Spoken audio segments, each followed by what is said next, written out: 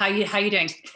Very well, very good. I'm really happy to be lifting heavier and heavier every week. And at first, I didn't think I could do it, and I never learned about hyperpressive. So ever since I've done it, I'm very consistently, right? Like this is the first thing that I do every morning. Yeah.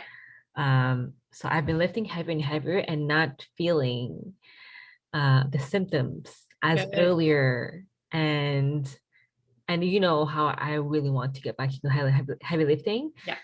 but I'm so positive about it right Good. now. Good. That's Yeah. amazing. That's amazing. I love it. Well, I can tell by just you've got like pure joy on your face. So that says a lot right there. So I'm really, really excited for you. That's great. Thank you. It's like uh it has to be it has to get out there. I agree. I Um, agree. Well, uh, you're gonna get certified now too, right?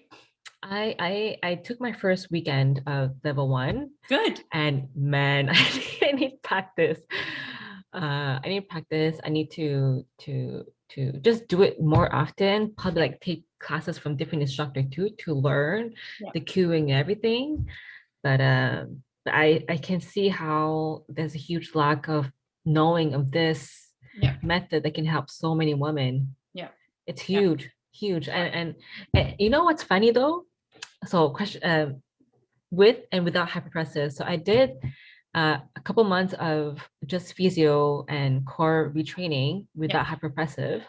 And my diastasis recti closed one finger with Wow. hyperpressive, whereas Wow. before it was slow. It was still working, but hyperpressive, it's like it just I can feel a lot more changes in my core than without. Amazing. Yeah. Amazing.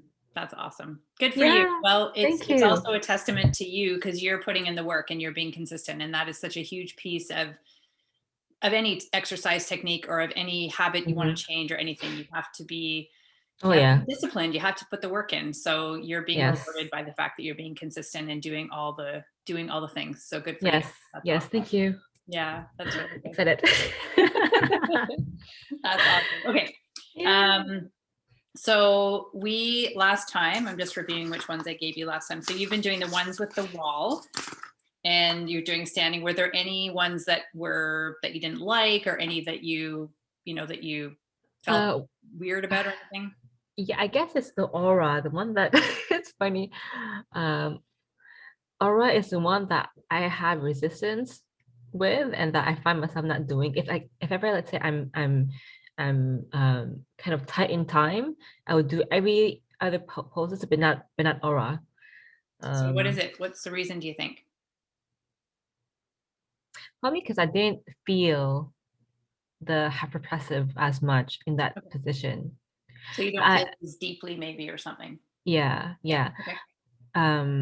But I know I get like a little bit like fixed by one of the coach this weekend. So it's my hips that's not forward enough. My hips is not aligned enough. I have like that little Lumbar lumbers. lordosis. Yeah, Yeah. yeah, Yeah. that. I guess because of fitness bodybuilder, Yeah. like we pose with our hips like up Yes. all the Yeah. time, probably because of that. Um, and I probably just need to like stretch more of my hip flexors, and the lower back definitely needs Right. more of release. Okay. Yeah. Are you taking it with Trista or did you do it online with Tamara and the guys? It's online. It wasn't Tamara, it was two other coaches, trainer, Becky Keller Yep. and Alexa Marine. Yeah. Oh, good. Yeah, so it's with them. Okay, good. Yeah. Awesome. Yeah, Becky, when I did my levels, they were both part of it. Like they're both Nice. part of the master trainer team. So yeah, they're great. Nice. Okay, awesome. So that's the only one that you had resistance with, and it's more just like as you say, you don't necessarily feel it as deeply. So Yeah. adjustments with Yeah. that a little bit. But Okay. I felt it more as as I learned more about the proper way Yeah. to do it. Um, I was probably not like I know that sometimes I'm not mindful. I just want to do it just to do it, and I'm not in it to, you know, So it's another really good reminder for myself to just really be with it and not rush through it. Yep. Yes. Yeah. Good. Awesome. Okay. So, excuse me. And how much time? So, with all the routine that you're doing right now, how long is it taking you? 20 minutes with aura. With aura. Without aura, it's less. Okay. And so, how much time? Because when I remember asking the question too, there's no real magical time. It's kind of like a minimum of say 15 minutes ish. Mhm. And then, people aren't doing these for like an hour. Usually it's kind of around the 20 to 30-ish minutes. So how much time do you want to dedicate to this? How much time do you have to dedicate to hypos each day? 20 minutes. 20 minutes is good. Okay.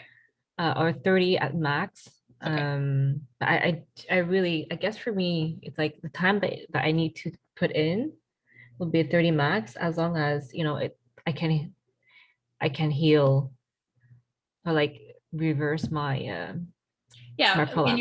you're already noticing change, which is amazing, and it'll just get better the more you do it. And it's not to say that you have to do it for an hour a day, but you're already noticing by doing 20 minutes a day and being consistent with that. And so initially, let me back up. You're doing 20 minutes a day right now. You're already noticing change, and you are also adding in heavier lifting. Now, if you weren't adding in the heavier lifting right now, you would probably notice some other changes a little quicker.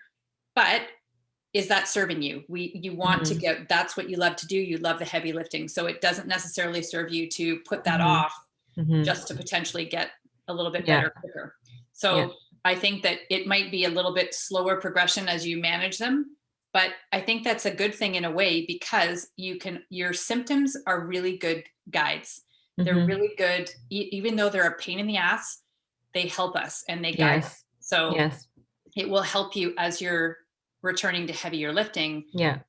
You know what I mean? It'll make sure that you're not going to push yourself Yes. too far. Yes. It's huge.